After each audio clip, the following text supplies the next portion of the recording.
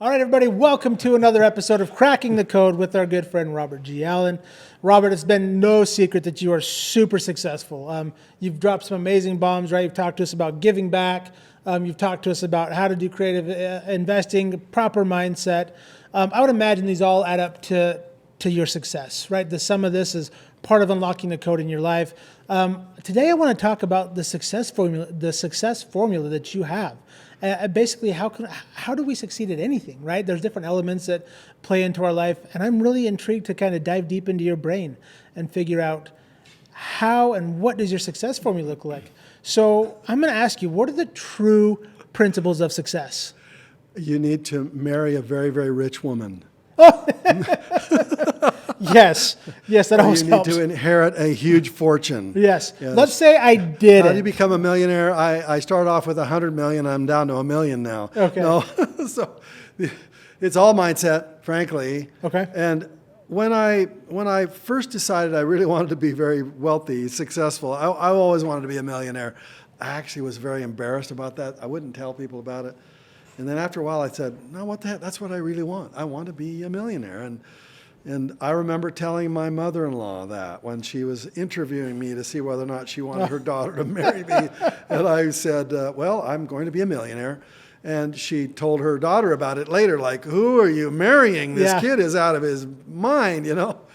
But it's something I always wanted. And when I saw the book that really got me started, it was a book that almost every millionaire, multimillionaire, successful billionaire, whatever, Think and Grow Rich. Oh, yeah. Okay. Napoleon Hill. So have you read it? If you haven't read it, you need to read it.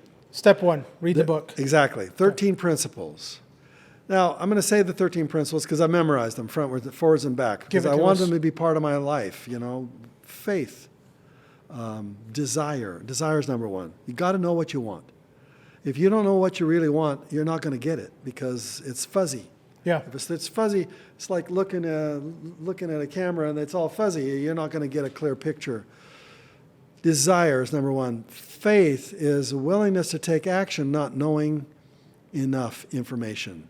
You have to be willing to, as we said in a previous podcast, say yes and figure it out. That's right. So that's what faith is. It's being willing to act on not enough information, or sometimes even bad information, but we're willing to just figure it out anyway. The next principle is self-talk. It's what do you say to yourself? How do you communicate with yourself inside there? Auto-suggestion is what Napoleon Hill called it, auto-suggestion. What do you suggest to yourself? What's the stories in your brain? Exactly. Yeah. What is your story? How do you say it? Specialized knowledge, and that comes down to system thinking. What are the systems? Specialized knowledge. Imagination, extremely powerful. Decision, organized planning, persistence, the power of the mastermind, the mystery of sex transmutation, the brain, the subconscious mind, and the sixth sense. Okay. Those are 13 principles. Now, in the mix of all those 13 principles, you probably pick something out that you really think you should be focusing on. I'm trying to boil them down into 4 in my way of thinking. But as a foundation, pretty darn good foundation, don't you think? Yeah, got to know absolutely. what you want: desire, faith, autosuggestion, specialized knowledge, imagination, decision, organized planning, persistence, the power of the mastermind, the mystery of sex transmutation. What the heck does that mean? Good question. Yeah, I have exactly. no idea. I never could know what it meant. I think it means enthusiasm. Okay. But it means not dissipating the powerful energy that comes through the sexual drive, not dissipating in the sexual drive, but dissipating it, not dissipate, but actually funneling it and focusing it on the things you really want. That's a very powerful drive, and we all have it. Yep. So that was one of the things he said. The brain, the subconscious mind, and the sixth sense. That means what goes on inside you, what are you imagining, what are you envisioning, how are you dreaming about it, unconsciously, what bubbles up from your unconscious mind. Intuition is sixth sense.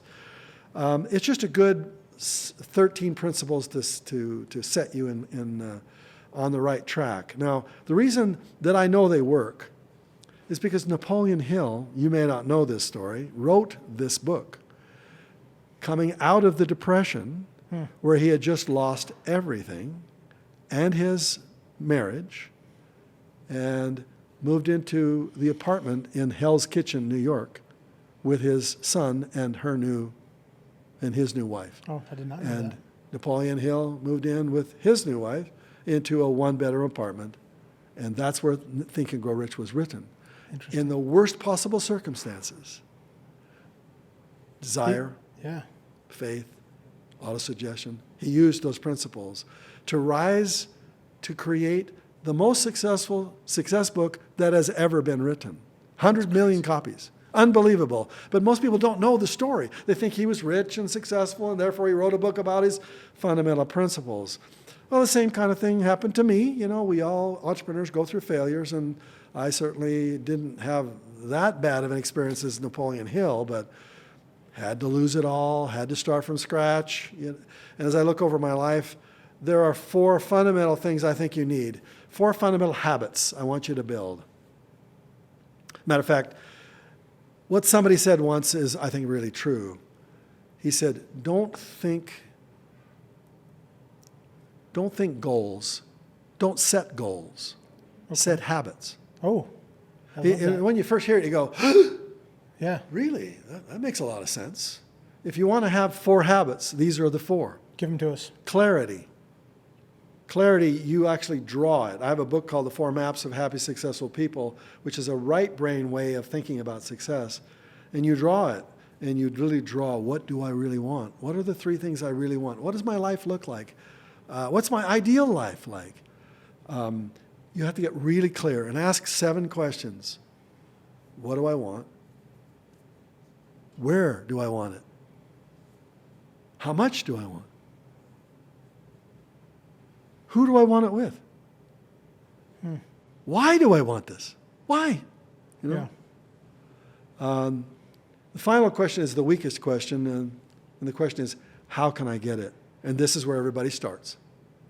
They start with the how question, and it's the weakest question. If you know the other 6 questions, you almost even don't need to know the how. You just say yes and go figure it out, I love right? that. But most people, they want to know how. How am I going to make money in real estate? How do I negotiate? How do I find a seller? And it's all fear-based. Yes. It's all how. And I want to come back to them and say, why do you really want to be successful? Why do you want this? Is that really important to you? Are you willing to say no to everything else until you get this? And they're not willing to do that.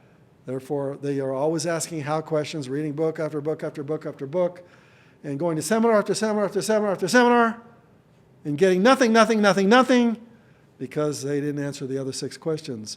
I got to get clear. This is what I want, and this is what I don't want. That's the first habit, that every day you literally write down. You hear me say that? You write down. Old school, write it down. You write it down. Okay. This is what I want. In fact, you even draw it. But if you don't have the book, the 4 maps, then write it down. This is what I want. This is where I want it. This is how much I want. This is what it's like when I get it. That may take you 5-10 minutes, but I guarantee you're that clear, your day looks different. Your tomorrow looks different. I love your that. Your 5 years from now looks very different than the way it would be if you don't do that. Second habit, anticipation. Yes. Most people don't anticipate. They just jump, and they don't really think about the consequences. There are a lot of things that can hold you back, little challenges that you have throughout your day that if you haven't thought them through, they stop you. And if you're not a hero, you won't go through them. And I want you to be a hero before you're a hero. I want you to go, if this happens, I'll go through it. If that happens, I'll figure it out. Yeah. If that happens, I'll go under it. I'll go over it. I'll go around it. I'll go through it. Whatever it takes, I'll figure it out. But most people never do that kind of thinking. And they never write that down. These are the challenges I might have today. How will I deal with them if they show up? That takes a little bit of time. We don't have time to go too much deeper into it here today. I've heard that being referred to as being in your mind palace, right? Trying to figure things out and how your day is coming along, nice. right? Chris has taught me a valuable lesson that if you can spend just a little bit of time, just like you're saying, walking through your day, perhaps anticipating something coming up. Yes. Good result, bad result. If X happens, then Y, right? Yes, yes. And walking through that can be a very powerful exercise. You know why? Because when you've anticipated the problems that might happen, now you've taken the signal out of them. You've taken the surprise out of them. One of the things you overcome is what I call the sudden storm. And every day you have these little sudden things that pop up that you weren't anticipating, that you weren't ready for, and boom, they kind of steal the day from you. But what if you Happens thought all about the them? time. If a sudden storm happens, then this is what I'll do. I will regroup, I'll get clear, I'll, whatever, anticipating. And that's habit number 2. Habit number 3. So before you move on to habit number 3, that is super powerful. There has been one thing that and my wife accuses me of this, and she loves to point out, is we will have plans. Yeah. And if that sudden storm pops up, Yeah. I get so grouchy Yeah. because I did not anticipate that coming. And I think even being in your mind palace or being in the state of mind anticipating, okay, when that comes up, Yeah. here's what I'm going to do. Yeah, It's here's plan so B. powerful. It's plan B thinking. Yeah. Oh, that's huge. Plan B. Okay. This- Third task. Third habit is ritual. That means Okay. every day, what is your ritual? Oprah's got a ritual. Everybody has a ritual. Who is really successful? Because they realize they got to get so much done in that day, maybe 50 times more than the ordinary person, that they must invest 2-3 hours a day in preparing themselves to get ready to take on the world. My mentor, Stephen Covey, called it the daily private victory, so you can have a daily public victory. So that's in the morning, praying, meditating, organizing, planning, going through what I call the ritual. And the ritual is something that I do every day, and everybody has to do every day. Rich people do, successful people do. Do you have a ritual? If you don't, maybe that's why you're not succeeding like the way you want to.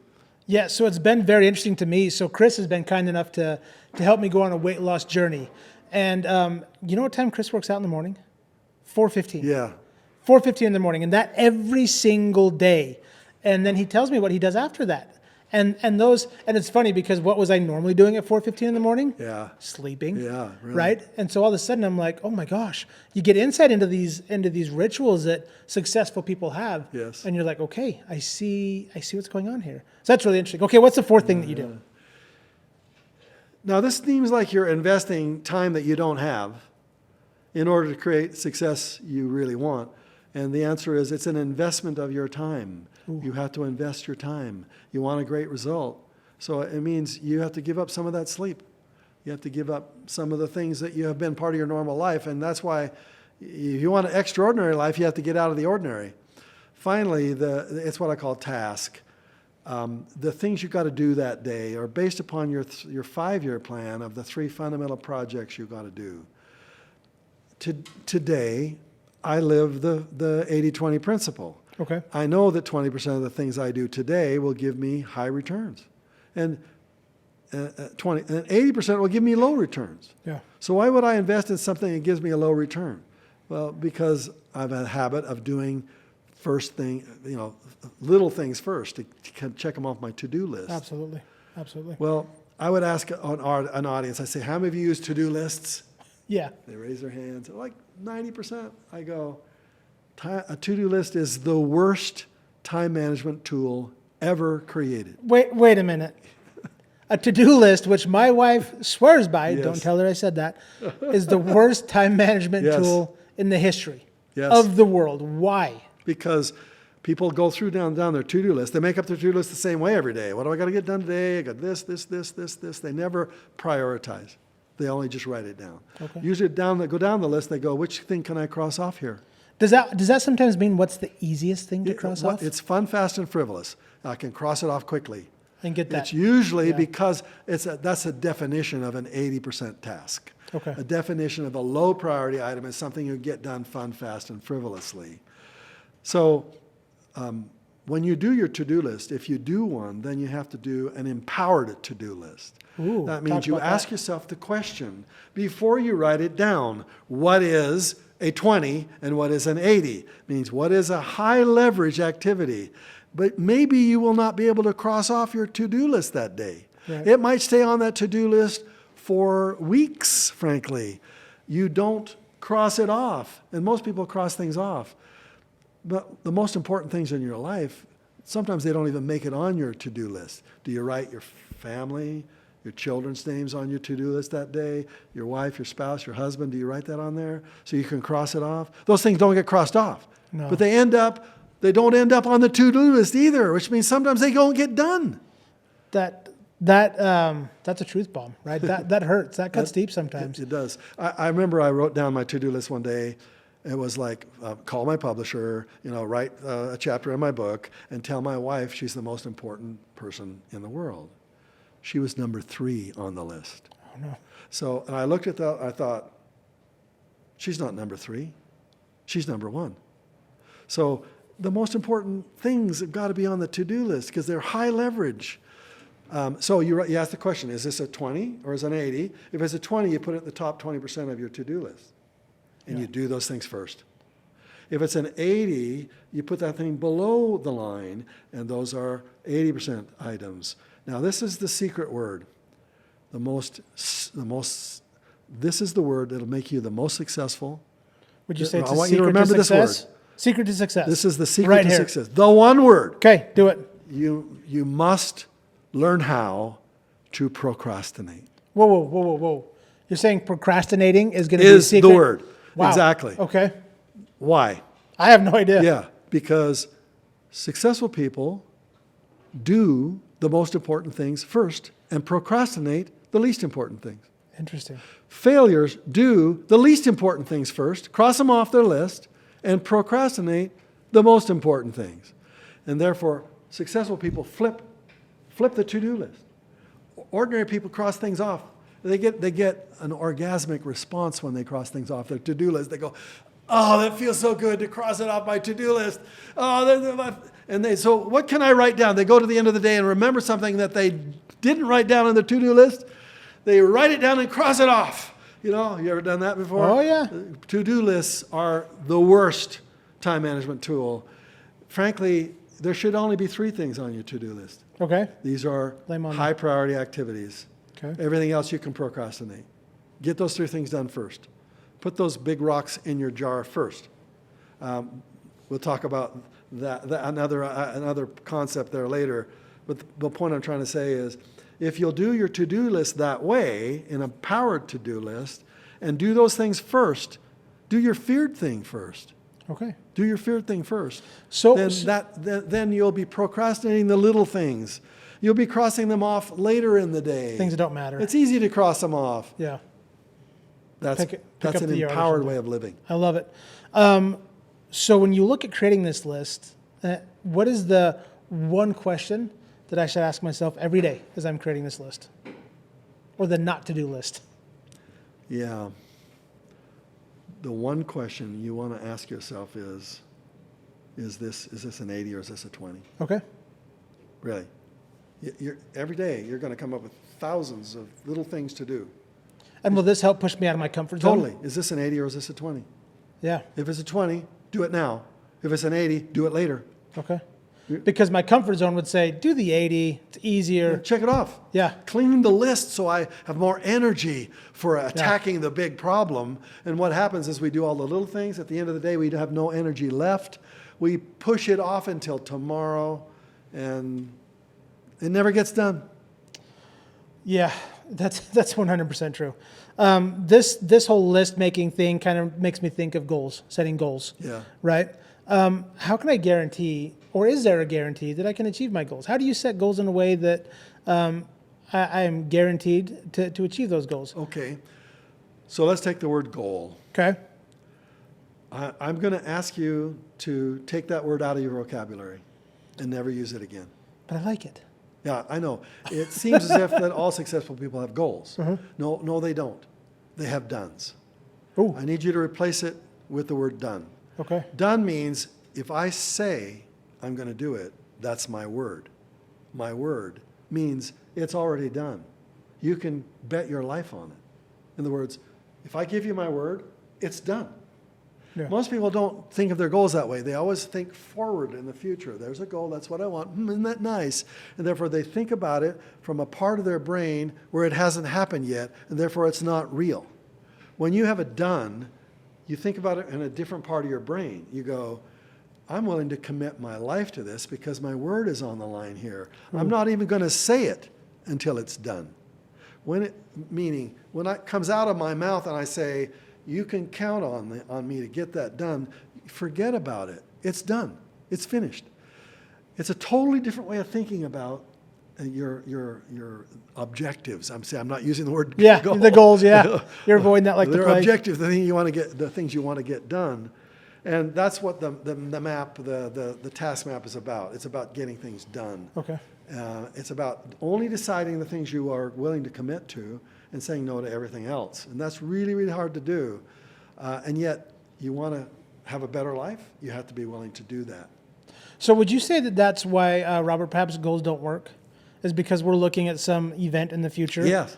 And we're just like, it's way out there. Okay, then. Why don't my goals work? Once I set a done, now I have to add an infrastructure around it to make sure that it's guaranteed to be done. Now, that's where I've been researching lately, and that's going to be my next book. But it comes what I call the success cycle.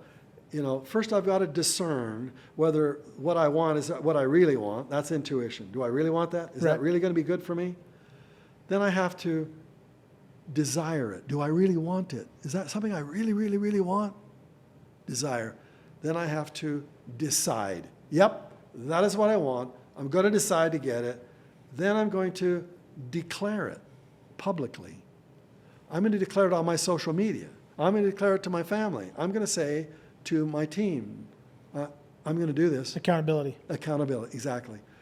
That's the declaration part. The Declaration of Independence, isn't that what it is? Yeah. Where people sign their name to a document, 56 men signed their name knowing that it was their death sentence to sign it. They declared it. They said it to the entire world. Do you know what was happening while they were signing that document? What was happening in New York Harbor? 5,000 ships with 5,000, like 300 ships with 5,000 soldiers were in New York Harbor ready to destroy New York. Wow. That's when they signed the Declaration. They were saying, whatever, say yes, make it happen. They said, bring it. So this is a mindset that's very, very different than goal setting. Goal setting is old technology. It's weak technology. And a lot of people say, well, really successful people set goals. No, really successful people keep their word. And they don't lie to themselves. If they say, I'm going to lose 30 pounds, they say it, they promise themselves. They gave their word to themselves.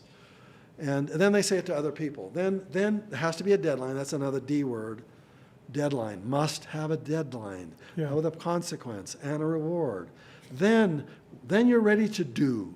And that's the do it. Every day you have to do it. Lay down a little rubber every single day. And if you don't, before the deadline happens, you're not going to achieve it. When you reach the deadline and that time is up, then you're going to debrief. You're going to say, did I do it or did I not do it? What worked, what didn't work? You're going to come up with excuses. Everybody does. An excuse is the reason why you didn't do it, why you didn't keep your word, why you lied to yourself and why you lied to everybody else.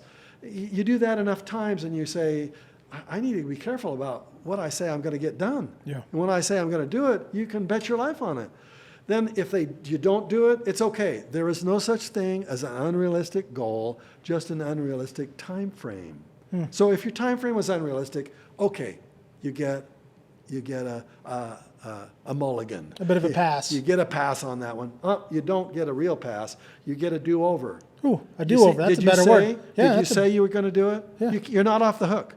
Your word is not off the hook. You said you lose 30 pounds. I don't care how long it takes you. Figure it out. You said you would do it. That was your word. Make it happen, right? Figure it out, yeah. You do it over. You set it all up again. You discern, you decide, you declare, you deadline it, you do it, you debrief it, you cycle it again until you get it done. If you did get it done, then you double down.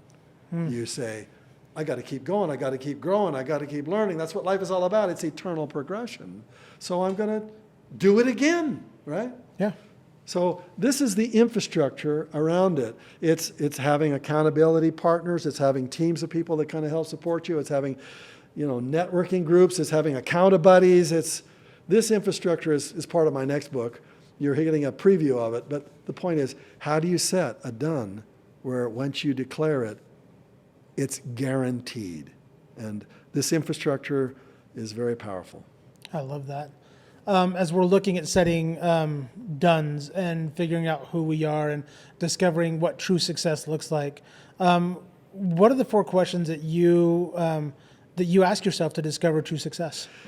This is the last conversation we're having today on this session, because we need to go deep on this in another podcast. Yeah, give us a high level. But back to the word discern, which is the very beginning of the equation. Discern means do you sense, do you intuit, do you kind of figure out that this thing you said you're going to do is really fits who you are? Does it fit you as a person? I said I wanted to be a millionaire. Did it fit my personality? It just did. It fit me, right? So a lot of other people say, I want to have that Lamborghini, I got to have a Lamborghini. But when you really think about it, do you really need that Lamborghini? Why do you need a Lamborghini? Why do you want to look that way to certain people? Yeah. What is there about you that isn't, right enough? I remember when I said I wanted to get an Aston Martin and I could afford it. And I asked myself the question, is this really who I am? Do I want to drive into the church parking lot in an Aston Martin? I want my neighbors to feel that way about this car. I said, no, that's not me. Yeah. So the 4 questions are this. Talent. What are you good at? Because you were born with talents. And some things you're good at and some things you're not. Sometimes we'll set a done based upon things we're not good at, because it's just something we desire. And I want you to discern first. Do I really, really want this? Is this really going to be what I am good at? Is this true to me? Is it true to me? Yeah. Exactly. The second one is, what do I love to do? What am I passionate about? And some people are passionate about dogs, and some people are passionate about marriage, and some people are passionate about, making $1 million. We all have these things that we're just passionate about. Yeah. I was passionate about real estate, just passionate about it. And my passion waned after a while. And people would come up to me with success stories and they would say, Robert, your book changed my life. I've heard that thousands of times. And that fulfilled me. I realized that when somebody tells me that they used information to change their life, I changed generations of lives. And I said to myself, I'd rather fix up a human being before a piece of real estate any day. And so that's what I do. It's the reason why we're doing this right now. Yeah. I don't know how much longer I'm on this planet, but I want to lay down lessons that I've learned in my very difficult life and charmed life in a lot of ways, so that people can succeed.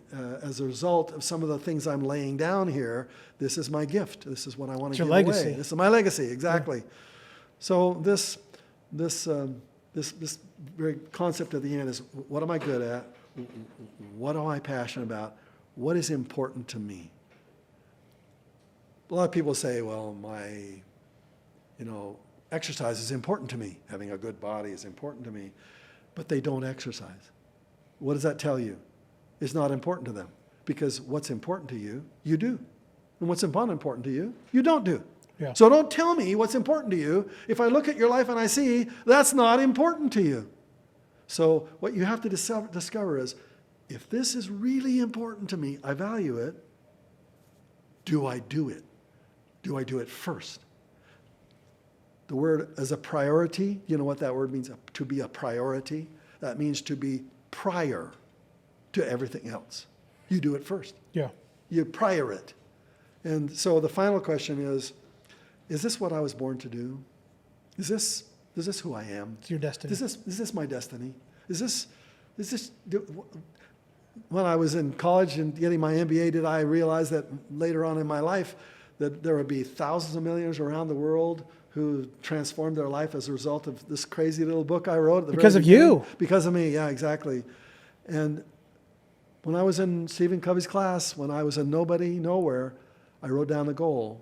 I want to write a book before I even knew what book I was going to write, before I had any knowledge of what I would even put in that book, but I knew I would write a book. You and said I yes. knew I would be an author.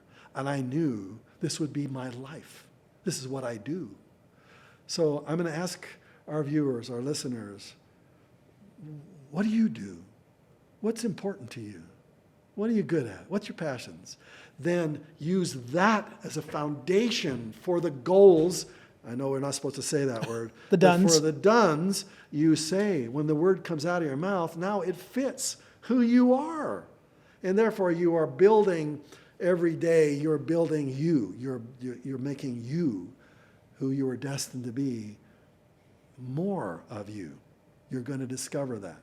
So this is all a mindset conversation about how do I think about me, how I discover who I was born to be. How you create that success. And how I choose the dones that I'm willing to commit my life to so that my legacy resonates with the people it's supposed to resonate with. Some people will watch this podcast and they'll go, don't like that guy. Don't like crazy. that guy. They're crazy. No, he's this or that, or too old or too young or whatever. But a few are going to go, I like that guy. Yep. I like the way he says it. I just kind of like him as a person. I resonate with him. It's like a tuning fork tuned A. That's right. All the A's are going to resonate to you. All the C's and the D's and the E's and all the other notes, they won't resonate. Therefore, find those people you are destined to resonate with and give them your message. Change those lives. I love it. I don't think there's a better way to end Cracking the Code. I think this might be one of the first podcasts that I've listened to in a long time or had the privilege of being in where we gave somebody some homework assignments, right? Like you guys need to go out and figure out what your talent is, where your passions lie. What are the values that you have? What do you value? And ultimately, what's your destiny? What are you going to leave? Right? Take a minute, set those dones, as Robert says, and go do that small homework assignment and watch the change in your life be significant. Robert, your legacy continues to build and astound people. I don't think there's going to be one person that watches this that doesn't say that they don't like you. If they do, they can talk to me personally, and we'll take care of them. But you guys, thank you so much. Robert, thank you for taking time to be on Cracking the Code and dropping some truth bombs on us. Evaluate your destiny. What is your destiny? That's it for Cracking the Code. We'll see you next week.